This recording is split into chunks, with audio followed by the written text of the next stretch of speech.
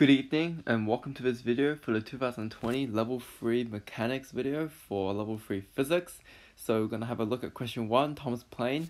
Tom flies a Boeing 737-800, which is an average size plane with an with a takeoff mass of 7.5 times 10 to the power 4 kilograms. There are times when he flies horizontally in a straight line, and there are times when he has to take a circular path, such as the plane is banked at an angle to a horizontal. The diagrams represent these two situations. So question A, draw the force due to gravity and the lift force on the plane in these two situations below. Alright, so for situation number 1, when he's driving the plane horizontally, flying the plane I should say, when he's flying the plane horizontally, the lift force is just going to be vertically as it's perpendicular to the wings, and we also know that gravity is just depending on the mass of the plane, which is staying the same, which is acting downwards. So the weight force will be acting downwards and the lift force will be acting vertically upwards. Assuming that the plane isn't accelerating upwards or downwards, these should be the exact same size. Assuming that the plane is only moving horizontally, so not moving up or down, means that the vertical forces are balanced, and this means that the gravity force is equal to the lift force, but in opposite directions. So, in terms of drawing the vectors, we can just use an arrow. Right, there we go.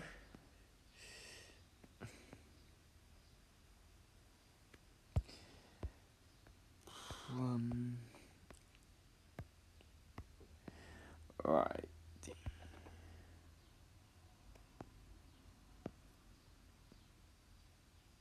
Alright, so that's what it should look like. Okay, so the gravity force is acting downwards and the lift force is acting upwards.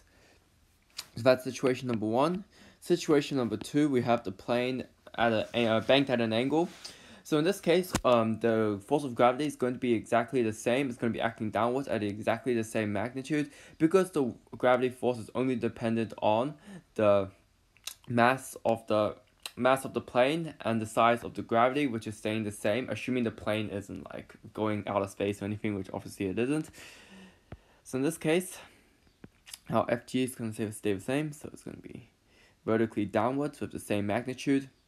But in this case, the lift force is going to be acting perpendicular to the wing. So in this case, it's going to be perpendicular, so it's going to act at an angle. So because the plane is banked at an angle, it's going to create an unbalanced centripetal force, which allows the plane to move in a circular motion. So that's why Tom will bank the plane in order to allow the plane to have an unbalanced centripetal force, which acts towards the center of the circular motion, which allows the plane to move in a circular motion. Okay. So there's the lift force. So in this case, we have our lift force here and our gravity force here. And this should just be an achieved level question for correct vector diagrams.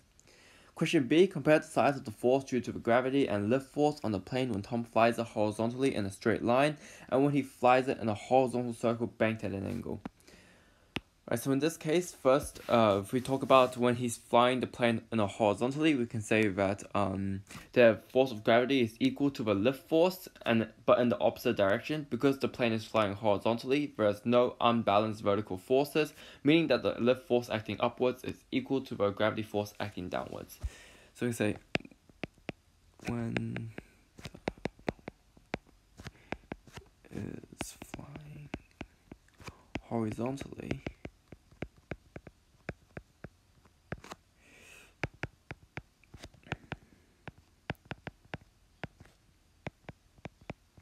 the lift force acts vertically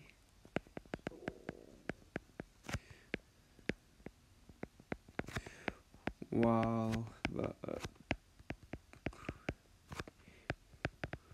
technically it's weight force acts downwards.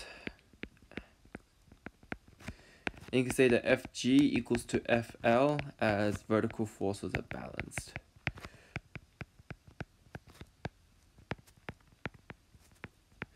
So you can say that there's no vertical movement.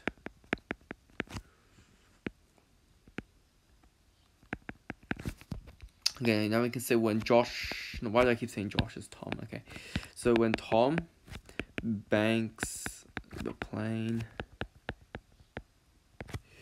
So we can talk about Fg staying the same. So Fg only depends on the size of G and the mass.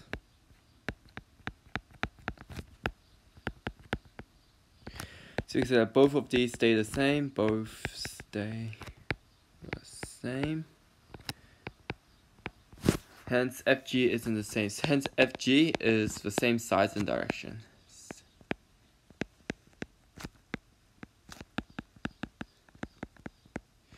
You can say that lift force acts perpendicular to the wings. Hence, lift force will be in a angle to the Fg component. Okay, and in terms of the size, we can talk about the size of the lift force being larger. The reason that the lift force is larger when Tom banks the plane is because it's an unbalanced centripetal force. So we know that the vertical component of the lift force is equal to the Fg because the plane is not moving vertically. So we know that the vertical component of the lift force is equal to Fg.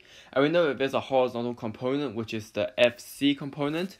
And this Fc component will allow the FL will be increased. So if we draw a vector diagram, we have our Fg here, we have our Fc, and we have our FL.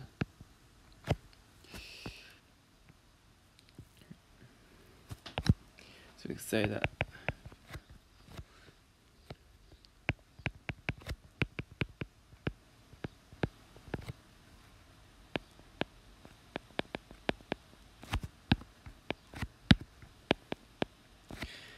due to the Fc component, horizontal Fc component. Alright, and that should be all we need to say for the merit grade here. And for an achieved grade, if you just explain one of these, you should be able to get an achieved. So either when he's moving in a horizontal or after he banks it, just one of those explanations should be enough for an achieved. On one occasion, Tom flies the plane of mass 7.5 times 10 to the power 4 kilograms in a circular path with a speed of 54 meters per second, banked in an angle of 35 degrees to a horizontal. Calculate the radius of the circle that the plane describes. So explain your working for calculating the radius of the circular path that the plane describes. Okay. So the diagram will just be the diagram I just used. We have the Fg component. The reason I'm doing the Fg pointing up is because the vertical component of FL of the lift force is equal to the gravity force. That's because the plane isn't moving vertically. So therefore, the vertical component, which I can just draw upwards, is equal to the lift force. Okay, the vertical component of the lift force. We have our Fc. Slides bad arrow. So we have our Fc acting horizontally, and of course we have our FL. And we know that this is 35 degrees, okay? So we can say that since the plane is not accelerating vertically,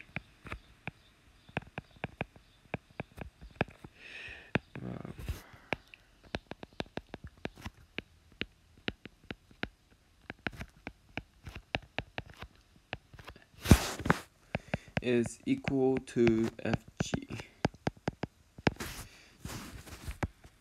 You can say that unbalanced I just say that centripetal. The centripetal force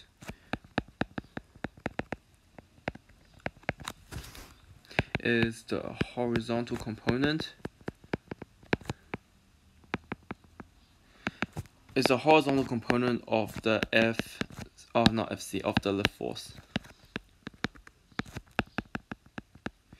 This causes the plane to move in a circular motion.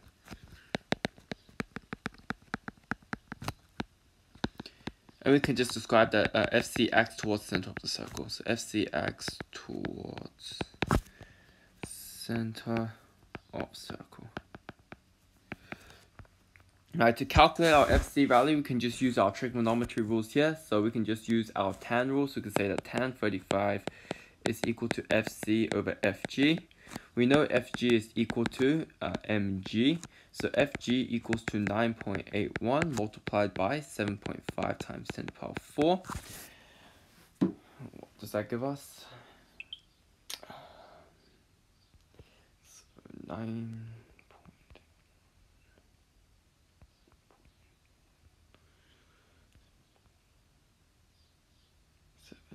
Sorry about this. Okay, so 9.81 times 7. Right, so that gives us an FG equal to 735,750 newtons. So that's our FG value. To find our FC, we can just say that FC equals to tan 35 times 735,750. Remember, your calculation should be on degrees, because tan 35, the 35 is in degrees, is tan 35 degrees. So your calculator should be in degrees mode. So tan 35 multiplied. And that should give us an answer of 515,177.7 newtons. If this is working correctly. Okay, so FC equals to mv squared over r. We know that the speed of the plane, the question told us, was 54 meters per second. So we can just substitute these values in to find the radius of the circle that the plane describes. So 7.5 times 10 to the power 4 times 54 squared all over r. So we should find that r equals to, let's just see here,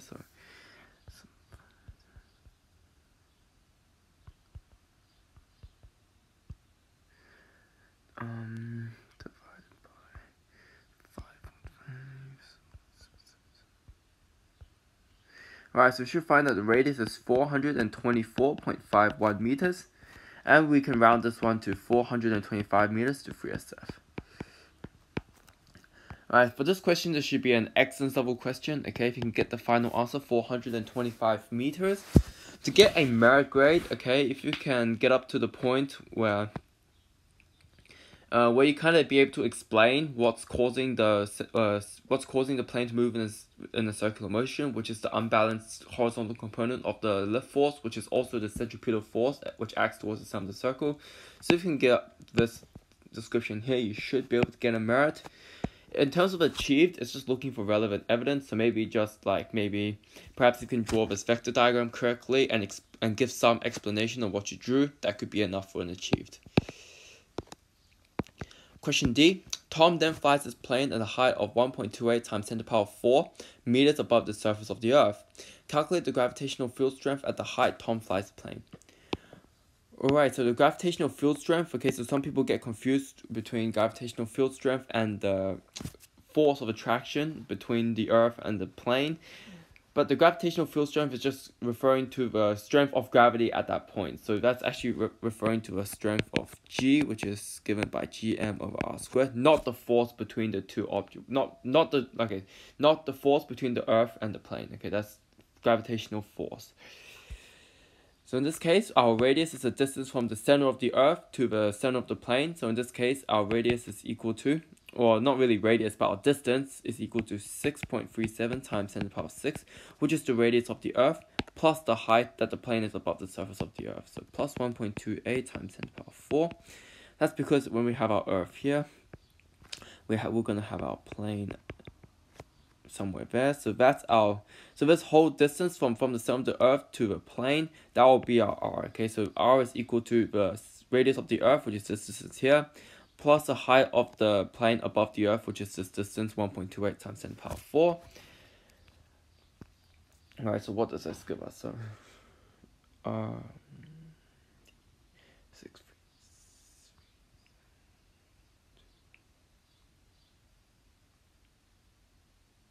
Alright, so that should give us r equals to 6382800 meters. And therefore G equals to the gravitational constant, which is universal gravitational constant, which is 6.67 times 10 to the power negative 11 times big N, which is the mass of the Earth, 5.98 times 10 to the power 24, all over the radius, which is 8 to 800 squared.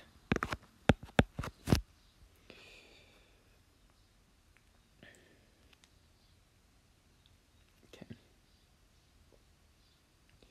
So we have 6.6. Because you should get G equals to, I think it was 9.79 meters per second. So that should be our answer for this question, and this should just be a either achieved or merit question. Okay, I'm not too sure. Could be an achieved or merit level question depending on how they mark it. Not too sure. Okay, either or. Okay.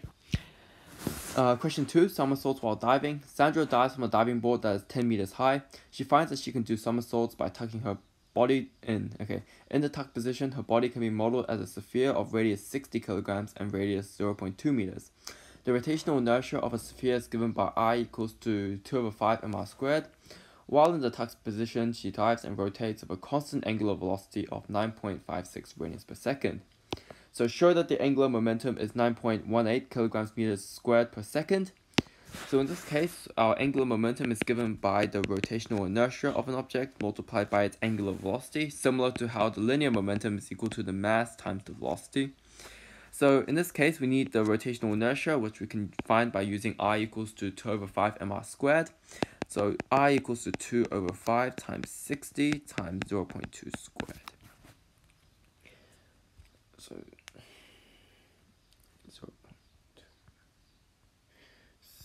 0.60 times, and that should give us 0.96 kilograms meters squared. And we can say that L equals to I omega, so L equals to 0.96 times the angular velocity, which is 9.56. This should give us an answer of 9.171. Okay, sorry. This should give us an answer of 9.1776 kilograms meters per second. Okay, so this should round to 9.18 kilogram meters squared per second to free SF. And that should just be an achieved level question there. Question B, just before entering the water, she straightens her body, thereby changing her rotational inertia. Explain what effect this will have on a rotational motion. Comment on the angular velocity and the rotational kinetic energy. Alright, so when she straightens her body, we know that when she straightens her body, her legs and her arms is now going to be at a larger distance from the center of rotation. Because more of the mass is distributed at a larger distance to the center of rotation, this is going to increase the rotational inertia of the system, which in this case is her body. Okay, so the rotational inertia is going to increase.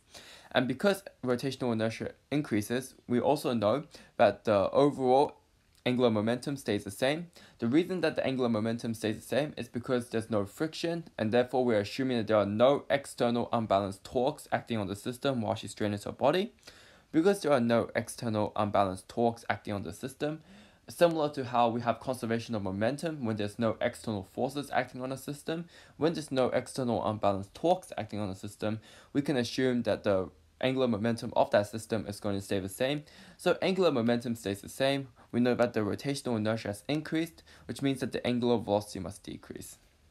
Alright, so let's just put that into sentences. So we can say that when what was her name? When Sandra.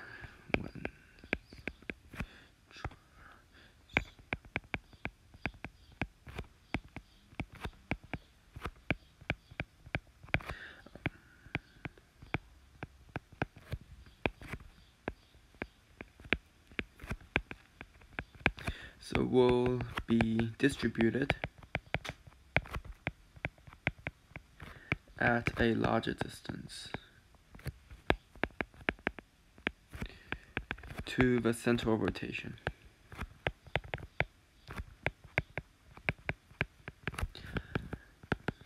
This results in an increase in the rotational inertia.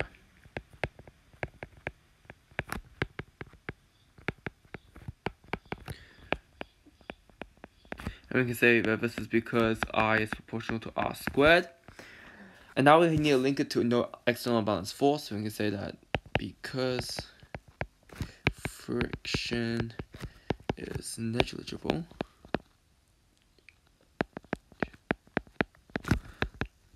there are no external torques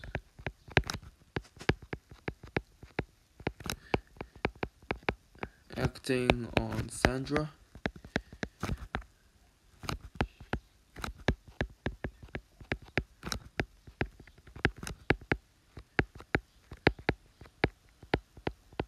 So no external unbalanced torques, or no external unbalanced, no external unbalanced. Hence, the angular momentum is conserved.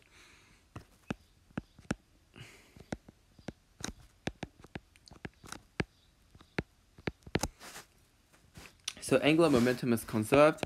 So we can say since L equals to I omega, and we say L is constant.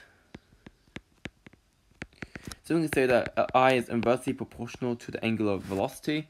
Hence, the angular velocity must decrease.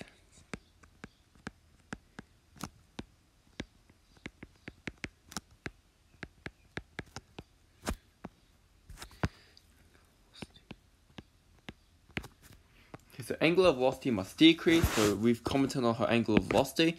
Now we need to comment on the rotational kinetic energy. So we know that the EK rotational is given by half I omega squared. Okay, so we know that omega decreases and the rotational inertia increases. Since we know that I and omega are inversely proportional to each other, so I is inversely proportional to omega. So for example, if I doubles, then the angular velocity would halve, okay? So basically, the proportion of the increase of I is equal to the proportion of decrease of omega. But since EK is proportional to omega squared and EK is only proportional to I, you can kind of think of it that omega is kind of like counted twice.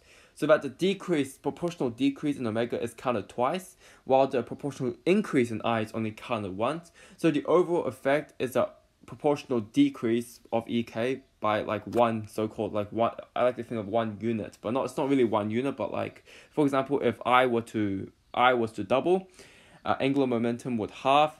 Not angular momentum. Angular velocity would halve, and that would result in overall EK to halve. Okay. So I like to think of it that way. So in this case, we can say that the proportional decrease in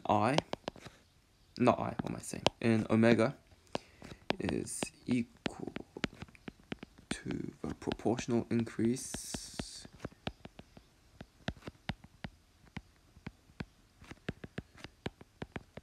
but you can say but EK is proportional to omega squared, but EK is only proportional to I, hence EK decreases. You can say that the lost energy is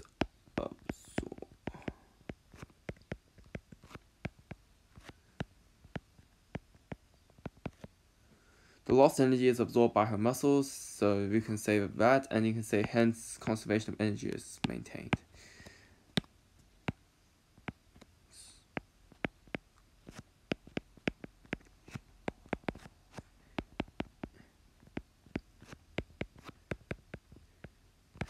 Alright, and that's all we really need to say for this question. You can get an excellence grade for linking both points. If you only link one point, for example, if you only link the angular velocity, you'll probably just get a merit grade. And for an achieved grade, achieved would probably just be talking about how her her rotational inertia increases. So linking it to an increase in rotational inertia will probably get you an achieved.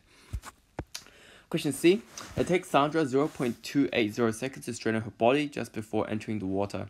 Her rotational inertia becomes 4.8 kilograms meters squared. Calculate her angular deceleration during this time. So first things first, we know that angular momentum is conserved, so L equals to I omega. We knew L was equal to 9.1776 kilogram meters squared per second. And we know this is going to stay the same since there's no external torques acting on the system. So 9.1776 equals to her new inertia, which is 4.8 times omega. So,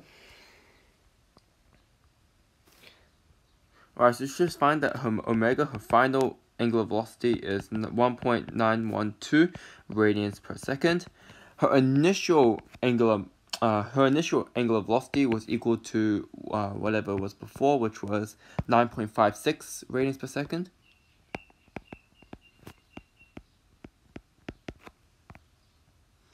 And we know the time is 0.280 seconds, okay? So we can say that the final angular velocity equals to initial angular velocity plus the angular acceleration times the time. So in this case, 1.912 equals to 9.56 plus 8 times 0.280.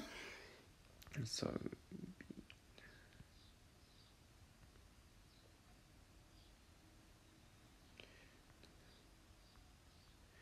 divided by 0.2. Alright, so we should find that our angular acceleration is negative 27.31 radians per second. You can round this one to negative 27.3 radians per second. So we can have a final concluding statement. Her angular deceleration is 27.3. Okay, so that'll be a final answer to that question, which should be a merit question. If you can find her final angular, velocity, which is 1.912 radians per second, that should be enough to get you an achieved. Question D. One day, Sandra observes Tapu practicing some somersaults from the diving board. Tapu does 2 complete somersaults in 1.25 seconds. Calculate Tapu's average angular velocity while executing the somersaults. So we know that 2 complete somersaults in 1.25 seconds, which means that one of these somersaults will be completed, so the period will be equal to 1.25 over 2, which is the time for one somersault to be completed. So therefore, this equals to 0.625 seconds. We know that omega equals to 2 pi over t, so therefore omega equals to 2 pi over 0.265.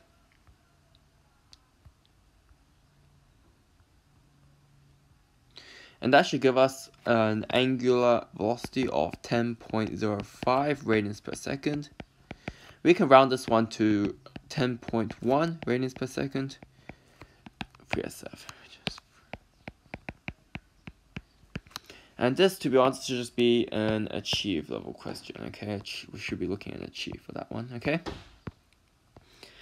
Question 3. In the playground, Serena sits on a rigid swing that's 3 meters long. Show the period of the swing is 3.5 seconds. So we can just use our period of a pendulum. So t equals to 2 pi square root of L over G. So t equals to 2 pi square root of 3 over 9.81.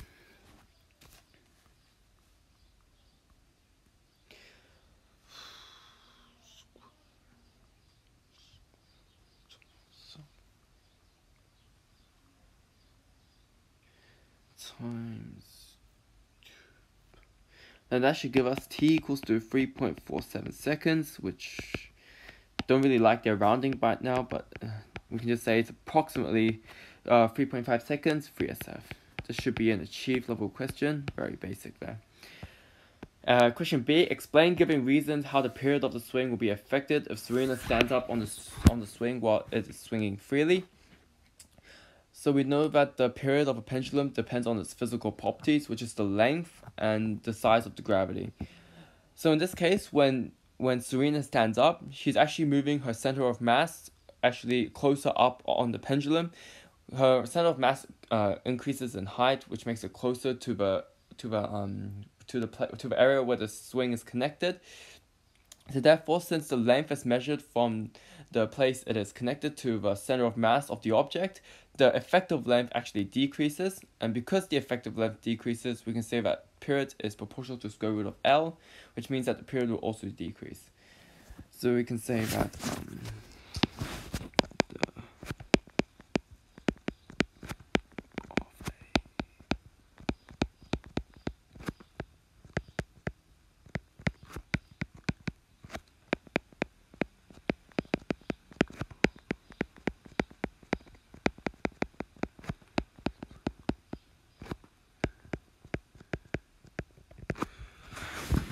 so the period of a pendulum depends on the physical properties of the system.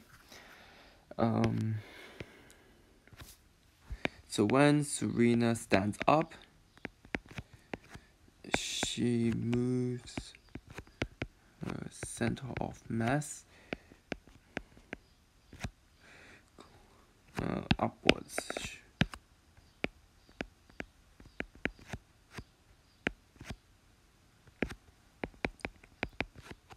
We can say since the length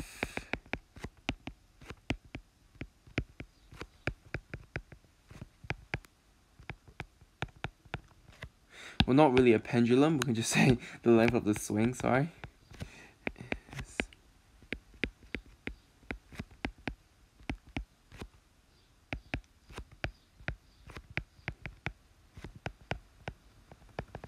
So we can say that the effective length of the pendulum decreases.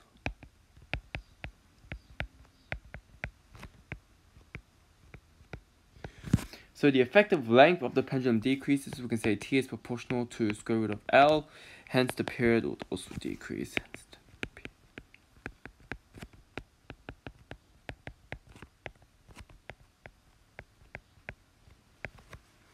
Question C. The graph below itself the restoring force F on Serena against Y, which is the horizontal displacement of Serena from her equilibrium position. Explain how the information in the graph below shows that the swing is an example of simple harmonic motion. So first things first, for this question, you can just state the requirements for a simple harmonic motion. So that's the acceleration is proportional to the displacement from equilibrium, but in the opposite direction. We know that it's proportional because it is a straight line, so that's in the form of y equals to some constant times x, which in this case, we know that for simple harmonic motion, acceleration equals to negative omega squared y. So in this case, omega squared is a constant, and acceleration is proportional to negative y, which means that the acceleration is proportional to the displacement from equilibrium, but the negative indicates the opposite direction. So in this case, we can see that there's a negative slope of this linear line. The negative slope indicates that the restoring force is proportional to the displacement from equilibrium, but it's in the opposite direction. And since this satisfies the requirements for simple harmonic motion, this graph is clearly showing that the system is undergoing a simple harmonic motion. So first things first, for this question, we need to explain what are the requirements for simple harmonic motion. So you can say for SHM, the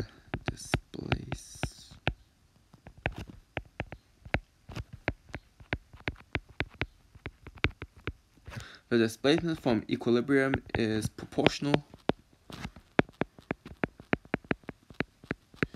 to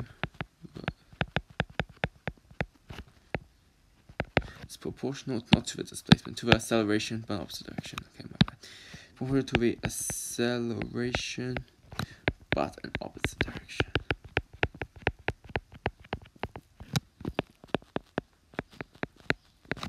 So we can say A equals to negative omega squared y. The straight line shows that the restoring force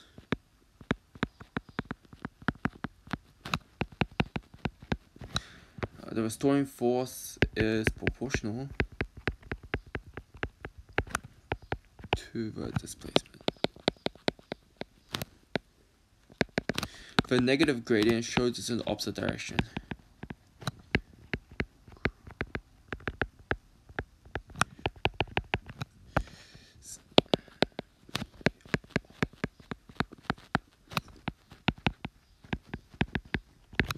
So the negative gradient shows that it's in the opposite direction, and so I can say since F equals to ma, this means SMH is satisfied. Alright, that's really all we need to say for this question. Okay, so for question B, it's a merit question, and for question C, it will also be a merit question. Alright, so question D. Serena swings from end A to end B with an amplitude of 1.5 meters and a period of 3.5 seconds. Using the reference circles below or otherwise, calculate the velocity of Serena and the swing when she is 0.500 meters from end B. So in this question, okay, I think they tried to pull a big fool on everyone when they put A and B. When we normally when we draw the phasor, we will usually have position A and B where they have it right now, so A here and B here. Like usually we would have those like conventionally, or those places would be the equilibrium position, and these two ends here would normally be the maximum and minimum displacement. But they tried to pull a big Uno reverse on us, so they tried to trick us by putting the maximum and minimum displacement on the two horizontal sides. So therefore the equilibrium, okay, the equilibrium is actually in this position here, so that's the equilibrium there, and that's the equilibrium there.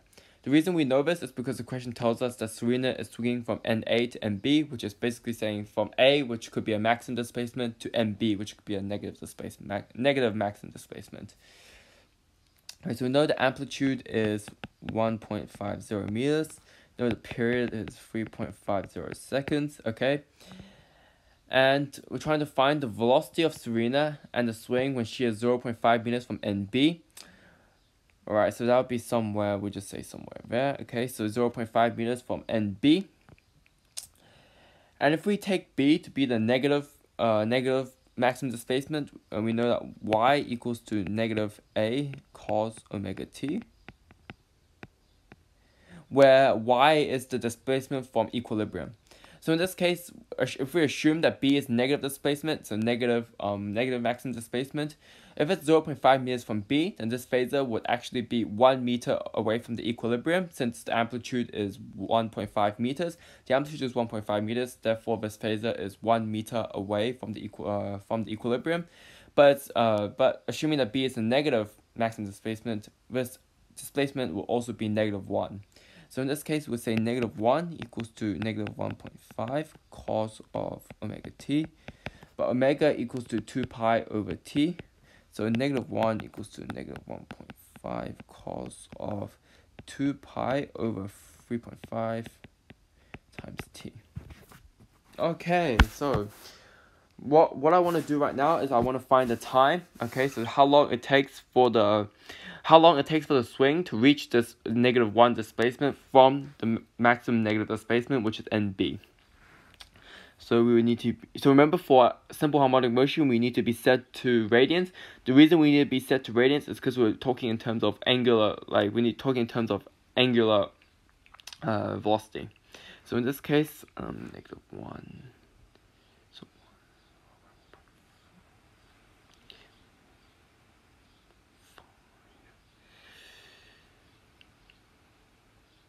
okay, so inverse cos.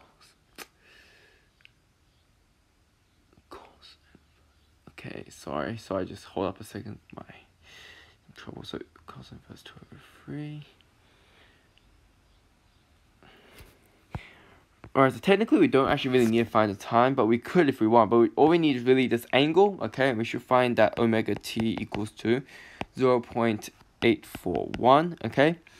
And we also know that if we differentiate y equals to negative a cos omega t, we'll get the equation for our velocity. So v equals to a omega sine omega t. And if we substitute omega t equals to 0.841, we should find the velocity. So v equals to 1.50 times 2 pi over 3.5 sine of 0.841, okay? So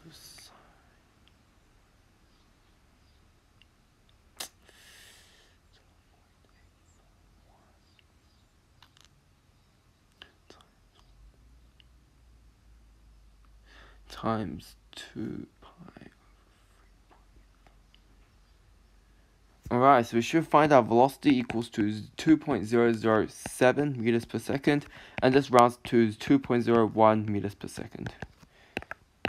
And that should be our final answer for this question. This question should be an excellence level question if you can find the speed.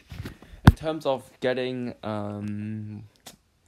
if you can actually work out your, it's a tough one.